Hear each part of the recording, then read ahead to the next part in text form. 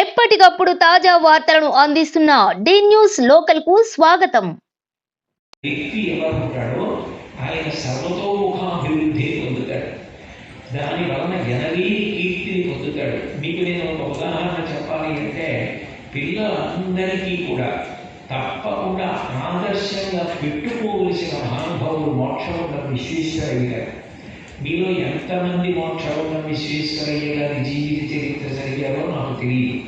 కానీ నేనైతే మీకు ఏం చెప్తానంటే, మీకు పుట్టినరోజు వచ్చిన, మీ ఇంట్లో ఏదైనా పండగ జరిగిన, మీ మేనమామ గారు కానీ, పినతండ్రి గారు కానీ, పెదనాన్నగారు కానీ ఎవరైనా మీకు ఏదైనా బహుమానం ఇవ్వాలి అని అనుకుంటే, అప్పుడు అటువంటి వాళ్ళకి మీరు బహుమానం మీకు ఇచ్చేటప్పుడు నాకు ఒక మంచి పుస్తకం ఇవ్వని అడగండి. ఆ పిల్ల కష్టపడి మీకు వచ్చారో మీరు కేవలం పుస్తకం చదివినట్టు కాకుండా మీ ధనం చెల్లించి, ఆయన చదువుకున్నవారు కాదు.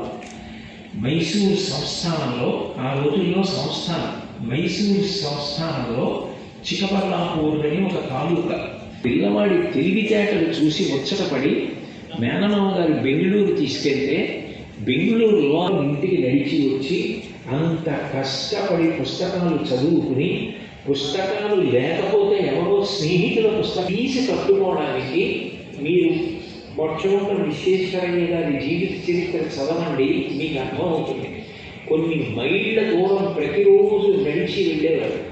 నడిచి వెళ్ళి ఒక మంత్రి గారి ఇంట్లో పిల్లలకి విద్యాబోధన చేసి, అక్కడ వచ్చినటువంటి ట్యూషన్ ఫీజు తీసుకుని, ఆ ట్యూషన్ ఫీజుతో ఆయన తన చదువు కోసం అని చెప్పి ఆ ధనాన్ని వెచ్చించారు. వెచ్చించి పూణేలో, ఆ రోజుల్లో ఇప్పుడు ఉన్నట్టుగా బీటెక్ లేదు, ఆ రోజుల్లో చదువుకోవడం అంటే ఇంజనీరింగ్లో పట్టభద్రులు కావడం అంటే LCEECL అని ఉండేది.